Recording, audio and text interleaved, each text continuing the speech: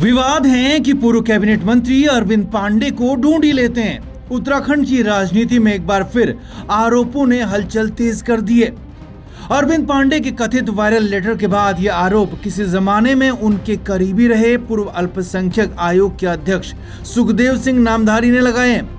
खुले मंच से प्रेस वार्ता के दौरान बीजेपी विधायक अरविंद पांडे पर गंभीर आरोप लगाए।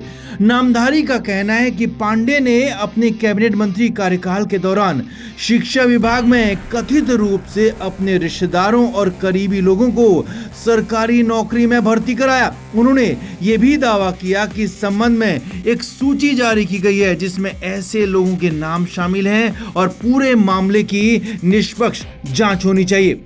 देखिए गोदियाल जी, आप जिस धर्मात्मा की, जिस ज्ञानी की, जिस महापुरुष की अरविंद पांडे की बात कर रहे हैं, उसने शिक्षा मंत्री रहते हुए उत्तराखंड के युवाओं को जो बेरोजगार घूम रहे हैं, कितनों को नौकरी दी, कितनों काम पे लगाया। सिर्फ इसने एक काम किया कि पूरब से लाके अपने भाई भतीजे, वो चचा ताऊ, ये सब नाम है पांडे, तिवारी, मिश्रा, सारे वो लगाए। क्या उत्तराखंड में और कोई रावत, कोई बिष्ट, कोई सिंह, कोई उपाध्याय, कोई भट्ट नहीं था?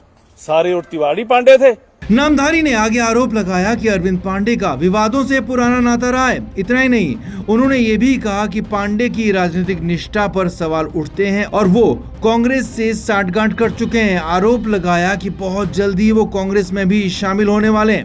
अरविंद पांडे के जो बारे में कहा गया कि एक ये लेटर आया उनके द्वारा, तो हम तो पहले से ही कह रहे हैं कि ये अरविंद पांडे की कांग्रेस के लिए सेटिंग हो चुकी है और इसकी बात हो चुकी है और इसको कांग्रेस में जाने की तैयारी है।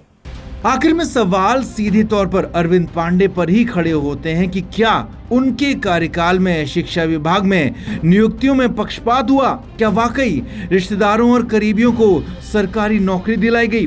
जिस सूची के सामने आने का दावा किया जा रहा है, क्या वो इन आरोपों को साबित करती है या फिर सिर्फ राजनीतिक बयानबाजी है? और सबसे बड़ा सवाल, क्या अरविंद पांडे इन आरोपों पर खुलकर सफाई देंगे, सामने आएंगे, या फिर विवाद यूं ही सवालों के घेरे में बने रहेंगे?